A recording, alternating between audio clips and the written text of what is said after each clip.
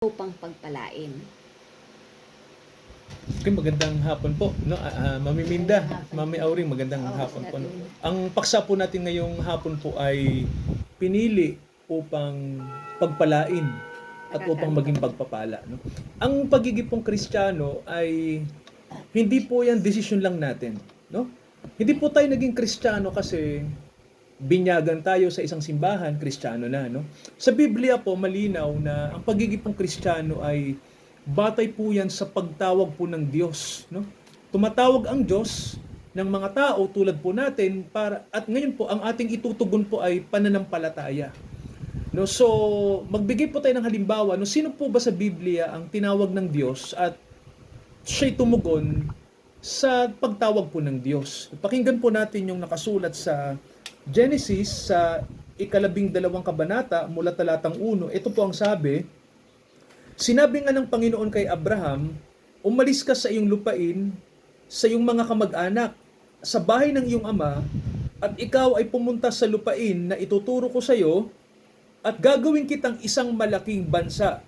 Ikaw ay aking pagpapalain, at padadakilain ko ang iyong pangalan, at ikaw ay magiging isang pagpapala. Pagpapalain ko ang mga magpapala sa iyo, at susumpain ko ang mga susumpa sa iyo, at pagpapalain sa iyo ang lahat ng lahi sa mundo. No, so ito po yung utos kay Abraham. No, siguro po tatanungin natin, Pastor, sino ba si Abraham? Si Abraham po yung tinatawag po na ama ng mga sumasampalataya. Bakit siya naging ama? Kasi po si Abraham po noong unang panahon pa, no, kauna-unahang panahon pa po, no, nung unang sibilisasyon, nakatira si Abraham sa may isang lugar na malapit po sa Iraq. Alam niyo ba yung Iraq? Yung bansang Iraq, no? Sa Middle East, no, sa gitnang silangan. Ang tawag po doon sa lugar na yun noon ay Babylonia, no? Ngayon, maraming kultura doon, no? May iba't ibang pananaw ang mga tao, no? At marami ding sumasamba sa iba't ibang mga Diyos. At hindi nila nakalimutan ng mga tao kung sino ang tunay na Diyos at kung ano ba ang tunay na Diyos, no? Parang nabura na sa alaala nila. Pero isang araw po, ang tunay na Diyos ay narinig ni Abraham, no? Yung utos niya. Ang sabi sa kanya ng Diyos, Abraham, umalis ka sa bahay ng iyong pamilya, pumunta ka sa lugar na aking ituturo. So, hindi alam ni Abraham kung saan siya pupunta. Pero mga kapatid, ang maganda dito, si Abraham ay tumugon agad, no? Hindi siya nag-atubili, hindi po siya nag-alinlangan, basta siya po ay sumunod. Alam niyo po, ganun din po ang pagtugon natin sa Diyos, no?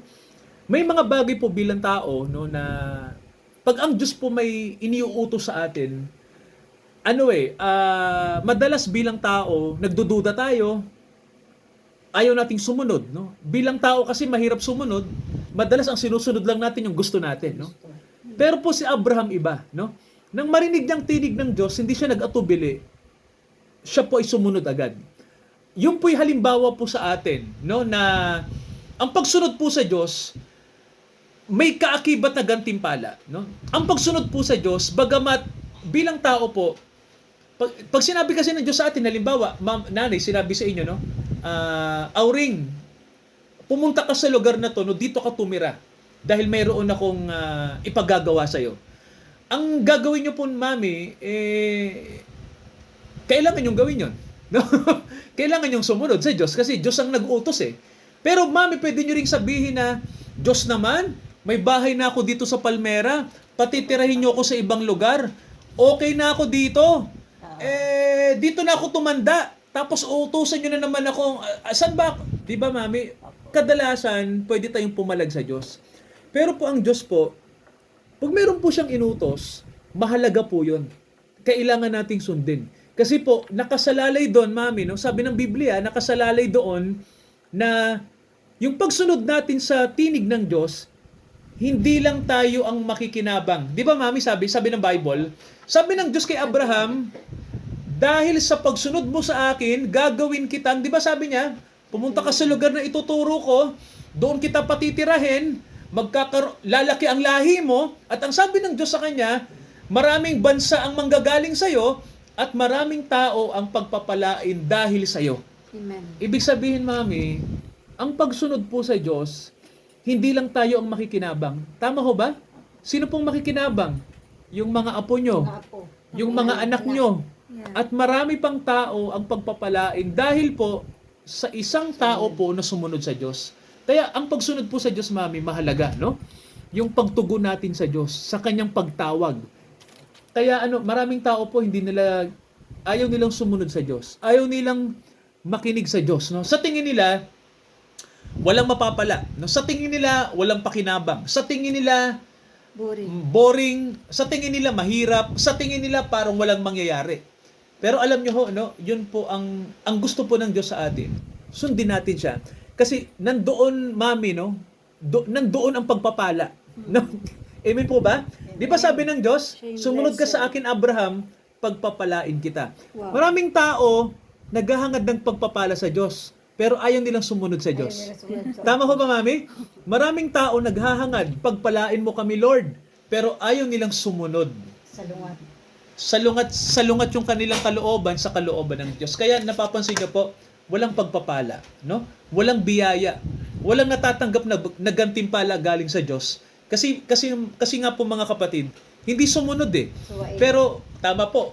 Pero si Abraham iba. Tama ko ba, Mami Minda, no? Si Abraham sumunod siya. Hindi siya nag-atubili, hindi siya nagtanong sa Diyos, saan ba ako pupunta, Lord? Saan mo ba ako pupuntin? Walang ganon. Ang sabi ng Biblia, siya'y sumunod. Hindi po siya nagduda, no? Kaya sabi ng Biblia, pinagpala si Abraham. Ang pagpapala po, nasa hakbang ng pagsunod agad, no? 'Di ba? Hindi mo pa natatanggap yung gantimpala, pero sa paghakbang mo sa tinig ng Diyos, biyaya na po 'yon, no? May pagpapala na. Ito po yung siste na, Mami, para alam nyo, no? Nang utusan ng Diyos si Abraham na umalis sa kanyang mga kamag-anak, Mami Minda, ang edad po niya 75. Ano pong edad ni Abraham? 75. Opo, 75 nang tawagin ng Diyos. Ilang taon na kayo, Mami? 76. Ayan, sakto. Sakto, Mami, no? Kasi ang edad ni Abraham nang tawagin ng Diyos, 75. At ang sabi ng Diyos sa kanya, lalaki ang lahi mo. Magkakaanak ka at dadami ang lahi mo. Itong problema, si Abraham, Mami, 75 na. Yung kanyang asawa, magsi-75 na rin. Wala na. Opo, itong problema, yung asawa niya baog. Baog din, no? Pero anong sabi ng Diyos sa kanya? Ano yung pangako? Magkakaroon siya ng mga anak. Tama ho ba? Opo. Pero, Mami, paano magkakaanak ang 75 na at ang asawa pa baog? Tama ho ba? Patay na yung bahay bata ng asawa niya. Ang pangalan ng asawa ni Abraham, si Sarah. Patay na po. Matanda na eh. Di ba? Mahirap lang magkaanak ang mga nasa 70. Opo. Tama ho ba? Wala Wala na yun, di ba? Tingnan lang, mahirap Opo, 50 nga, mahirap na. 40 may Opo. mahirap na. May 50 pero alam natin na Posible sa pa 10 o sa 5, di ba? May isang babae na nagkakaanak nun. Pero pag sumixty na at 70 na, iba na. No? Labo. Ang kakaiba nito, doon pa ang Diyos nangako. No? Sa panahon na patay na yung bahay bata, Mami, no, wala na. No? Doon nagsabi ang Diyos na magkakaanak ka, Abraham. Grabe, ano? So, hinintay nila yon. Alam nyo ho, dumaan ang panahon, parang yung pangako ng Diyos, hinintay nila, parang ang tagal. Inabot na ng 100 si Abraham, Mami. Mag-100 na. No? At yung asawa ni Abraham, 90 na. 90 na, no? Mag-100 na rin. Sabi nung asawa niya, nasaan yung pangako ng Diyos? Parang wala, no? Pero di ba, mga kapatid, pag ang Diyos nangako, ano po? Pag nangako po ang Diyos, tinutupad po ba niya o hindi? Tinutupad. Tinutupad, no? Walang imposible. Opo, no? Ang Diyos po, siya lang po ang persona na pag nangako po siya, gagawin niya. Amen. No? Ganun po ang Diyos, no? Ganun po ang Diyos. Pag sinabi niya, itaga mo sa bato. Mangyayari po 'yon, no? Ganun po ang Diyos, no? Pag ang Diyos nagsalita, mangyayari, no? Kaya si Abraham, naniniwala siya na mangyayari 'yon. Hindi nga lang niya alam kung sa papaanong paraan. Etong sabi ng asawa niya, anakan mo na lang yung katulong natin. Anakan mo na lang yung katulong natin para magkaanak ka. Kasi ako hindi na magkakaanak, matanda na ako, yung katulong ko na lang. Ginawa ni Abraham 'yon. Sinunod niya yung asawa niya. Nagkaanak siya, Mami. Kaya lang, anak sa labas. Opo. Tama ho ba? Anak sa labas. Pero anong sabi ng Diyos? Ang sabi kasi ng Diyos, ang magkakaanak yung asawa niya. Opo. Di ba? Kaya ang sabi ng Diyos sa kanya, Abraham, inuulit ko, yung anak mo manggagaling sa katawan ng asawa mo, hindi sa katawan ng iba. Pero, dahil nagkaanak ka na sa iba, sabi ng Diyos, pagpapalain ko rin yung anak mo sa iba. Pero, sabi ng Diyos, yung pangako ko, doon sa talagang anak mo, sa asawa mo. Nangyari nga, nang magwa-100 na si Abraham, mami, dumating ang Diyos sa pamamagitan ng 3 anghel. At ang sabi, ang asawa mo sa ganitong panahon, magbubuntis. Pagbalik namin, magkakaanak ang asawa mo. Natawa si Sarah kasi matanda na siya. Narinig niya nag-uusap. Natawa si Sarah. Natawa siya, no? Narinig ng anghel. Sabi ng anghel, natawa ka? Ikaw yung pinag-uusapan namin dito. Sabi ni Sarah, hindi po ako tumawa. Na gano'n, ano? Pero alam nung mga anghel na natawa si Sarah kasi napaka-imposible kasi. Nangyari nga, mami. Matatawa ka naman. Ikaw, nanay, sabihan ka na bubuntis ka, ano mo sabihin mo? Oo, pwede pa ba yun? Wala yun. Opo. Imposible, no? Pero yung hula po ng Biblia ay nangyari, no? Yung hula po ng Diyos ay nangyari. Nagkaanak nga sa katandaan si Sarah, no? At ipinanganak niya si Isaac. So, doon mga kapatid, nagsimula ang bansang Israel. Kasi po si Isaac ay magkakaanak ng kambal, no? At isa doon sa kambal niya ang panggagalingan ng bansang Israel, no?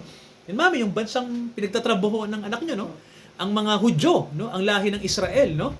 At kaya po ang mga tao sa Middle East magkakamag-anak, Mami Minda, no? Yung mga Arabyano, kasi ang mga Arabyano galing sa unang anak ni Abraham. 'Di ba may una siyang anak sa katulong niya?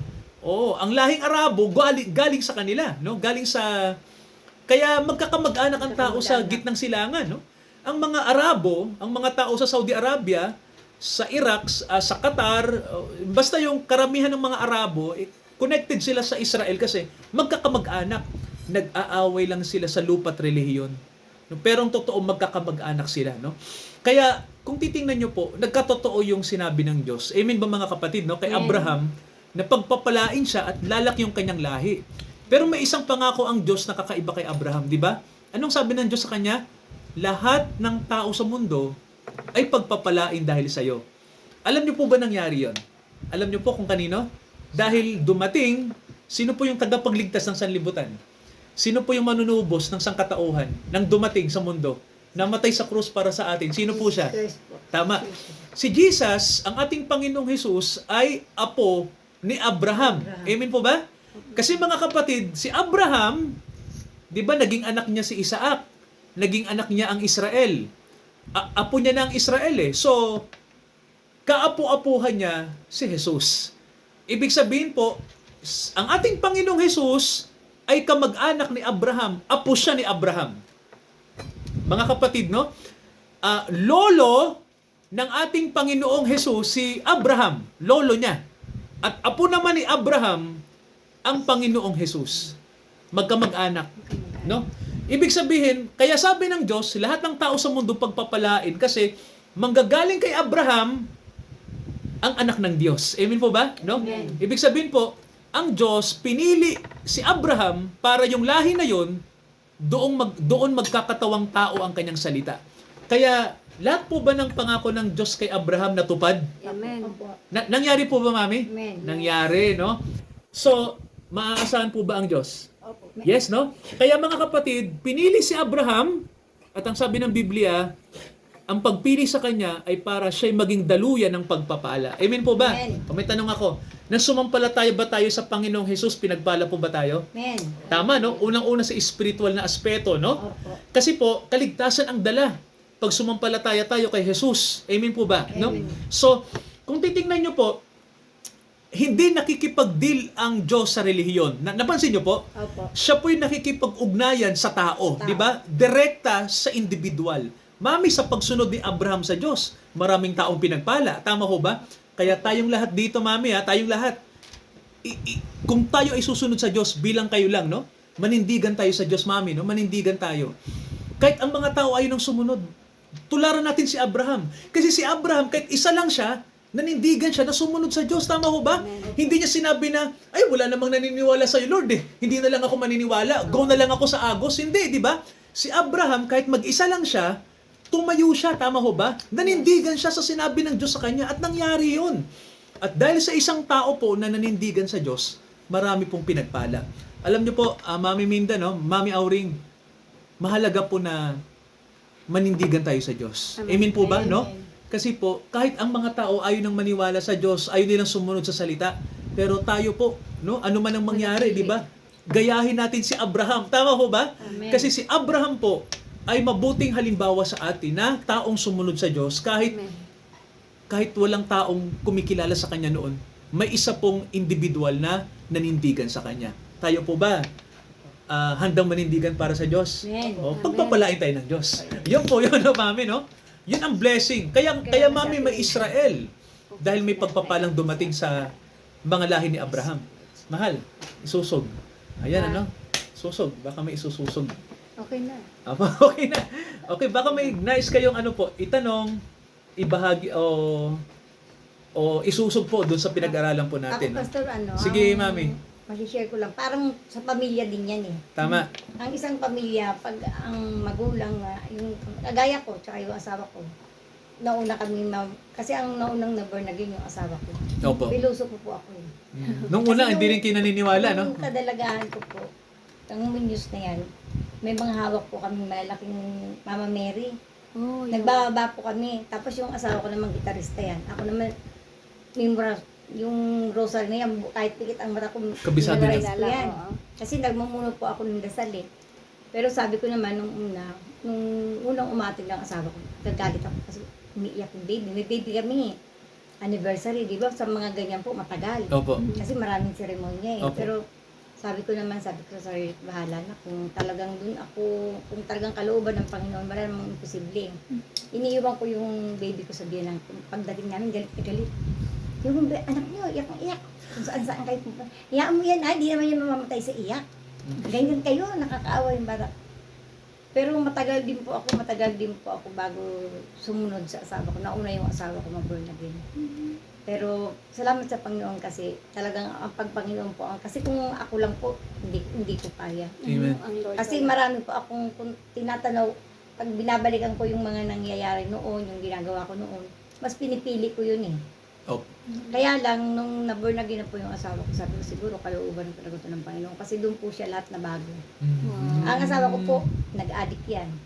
Sugarol. Lahat ng bisyo. Pangasinan. Lahat ng bisyo. Po, lahat ng bisyo po. Meron kaming, ito yung bahay ng Grabe. tiyahin ko, Sampalok, may bilog na Sampalok dyan. Matulog na yan dyan. Karamihan ng kapitbahay namin, hindi naman sa pagmamatap, Pangasinan. Pag Pangasinan po, talaga number 1 sugarol. Pero hindi lahat. Opo. Yung mga hindi nakakilala sa Panginoon. Nagsama po kami, hindi pa kami kasal. Kasi nabuntis na po ako sa panganay ko. Sinundo na po ako nung kapatid niyang panganay, tsaka yung tiyahin ko. Tiga Pangasinan po pala, mister nyo. Hindi po. Bali, marunong siya magpangasinan kasi. Pero po ang mister ko Dagupan. Tiga Dagupan. Taga-Dagupan. Ang biyanang kong babae ang Kapampangan, ang lalaki ang Kapampangan. Sabi ko, naku, ano ba yun? Ikakasal na lang. Tapos natalo po yung pampakasal namin. Eh, syempre, buntis na Naku, ako. pinagsugal. Pinasugal. Sabi nung hipag, Pangga, yung asawa mo, ang daming pera, libo-libo nilalabas. Sabi ko, wala naman pera yun, kasi yung sahod binigay na. Kasi may ugali po yun. Kasi usapan namin, kasi ito yung bahay namin sa Binang ko. Doon, dadaan siya sa compound namin dati. Compound ng tiyahin ko na. Andun lahat, sugarol, mga lasenggo, mga kung ano-anong ginagawa pag-araw ng walang pasok. Inuuwi niya ang bag, kaya hindi ko iisipin na nagsugal. Tapos paisip ako, tinignan ko yung uso yung wallet nung na, yung dito pick lang na may salamin. Opo. Wala na nga dito. Yung sa palengke na wallet, wala na nga yung wallet. Sabi ko, dinala nga yung 40,000 na pampakasal namin. Di, nagbalot na ako ng damit ko, hindi pa siya dumarating. Pero kami may kasunduan, Pastor. Yun lang ang maganda dun eh. Pag nakita mo ako, wag mo ako antayin na lumapit sa'yo. Kasi mapapahiya ka. Kaya pag nakita, nung sinundo ko pa siya sa sugalan, hindi na po siya. Ang mga babae na kasugal, ang iiksi ng short. Paano ka dun makakabawi? Pero siya marunong magpangasinan kasi laking Pangasinan din siya eh. Sabi ko, basta sinabi ko yun, pag nakita niya ako, pag na siyang magsasalita pa ako. May time nga na di niya alam na sinundo ko siya doon. Umuwi na po siya. Tapos pagka uwi namin na bahay, siyempre gusto niya makabawi kasi di pa niya alam na alam ko na ang pera, wala na. Sabi ko, uwi na lang ako sa amin. Tayo magkasal, uwi sa bahay, doon naman sa amin, tatanggapin naman ako. Bata pa ako. Siguro talagang kalooban ng Panginoon na kami talaga. Gumawa pa rin ang paraan yung ginang ko na makasal kami. Tapos, pag nagsugal yun, pag di nakapag-inuman, mayroong nga pong sampalok, doon niya tutulog na, di ko na hinahanap. Bahala ka din matulog. Basta sarado ko yung bahay. Uuwi yung bayaw ko walang asawa. Panggay yung asawa mo, lasing. Kaya mo siya kubyamon. Nanganak po ako sa pangalawa ko, nagli-labor ako. Nung nagli-labor ako sa pangalawa ko, doon naman siya na born again. Meron kami, may turing ako na, pinsan buo ko, na nagpapa-Bible study sa bahay nila. Doon pala nag-umpisa yun. Doon po nag-umpisa, sabi niya, Pangga, yung asawa mo doon, nag-iiyak. Sabi ko, ano naman kadramahan yun? Nakarinig ng salita ng Sabi ko, Diyos. anong iniiyak? Sabi, lasing kasi. Isip ko naman, pastor, lasing. Nakarinig ng word Pero of God. pagdating ng bahay na Na-touch. umaga na, sabi niya, hindi na ako magsusuban. Hindi na ako ganyan. Sabi ko, naku, drama mo. Hindi na ako, ang lakas manigarilyo. Ang isang maghapon, 3 kaha, Oh my ubos. God. Saka ang dami niyang kaibigan. Maraming vices. Dami niyang kaibigan. Kasal na nga kami. Nagsasama na kami, nagbabayad siya ng utang ng mga, parang garantor niya. Pre, kuha ako din. Ang luwag-luwag niya sa tindahan kasi maganda ang trabaho niya. Hanggat sa... Ano pong trabaho niya po nun? Nung panahon Yan na yun? yung sa optical. Sa optical. Pinasok kasi yung biyanan ko po, hilot. Duda kasi ang biyanan ko, maliliit pa sila. Bali, ang bunso nila, 1 year lang ang iwan ni tatay. Ang mga suki ng biyanan ko, mga Chinese. Naipasok sila dyan sa optical, kaya po natuto. Pero wala po silang mga inaral, mga high school lang. Hindi sila nakatapos. Experience lang, una janitor, hanggang sa... Wow, experience talaga. Opo, natuto na siya gumawa kasi nakikisama din hanggang sa... Galing. Kaya sabi ko nga, pag ang Lord ang kumilos, walang imposible. Tapos marami kaming poon. Marami kaming, kasi yung pinsang kong nagpasok sa kanya, hindi naman talaga born again. Parang Catholic din siya. Opo. Nag-aano lang siya, naggagabay ng mga Bible study. Ang nangyari doon, lahat ng paatimang ginagawa nila ang gaganda, ang lalaki. Nung nabasbasa na kami, nung nagpaano na ako sa Christian, sumasama-sama na ako. Nakakarinig ako ng mga salita. Pero ayokong tanggalin yung mga kasi ang gaganda. Ang gaganda, Catholic doon sa Caloocan sa Catholic mismo nagagawa, sa Catholic trade. Ang gaganda ng mga puon. Nilagay ko sila yung mga parador. Kasi Hindi niya tinapon. natakot ako itapon, pastor. Kasi nababasa ko sa Biblia na pangit na sumamba sa mga Diyos. Pero Opo. dahil nga doon ako nagising, parang ayoko, hindi ko magawang itapon. Oo. Parang lumalaban yung isip ko tsaka puso ko. Parang hanggat sa, ang isip ko na lang ilagay ko dyan. Bawat kuha ng damit tutumba siya. Bawat kuha ng damit tutumba siya. Ayoko sa gamit ang may mga sira. Yung masira ng konti, ayoko na. Yung putol-putol. Hanggat sa nagkaputol-putol ang liig. Ayun, Ay, tapon yun na. Natapon na lahat. Ang dami. Yun yung gaano mo ba Pwede mo kamalang. itago na lang Ibig yun. sabihin, pag minahal Hindi mo, po. Natapon ko na kasi basag-basag. pag minahal mo ang pag isang mahal mo, siyempre susundin mo yung mahal mo kung ikaw bubuti naman. Pero yung mga tao na, hayaan mo lang yan. O, di hayaan. Kaya ang dami nagulat nung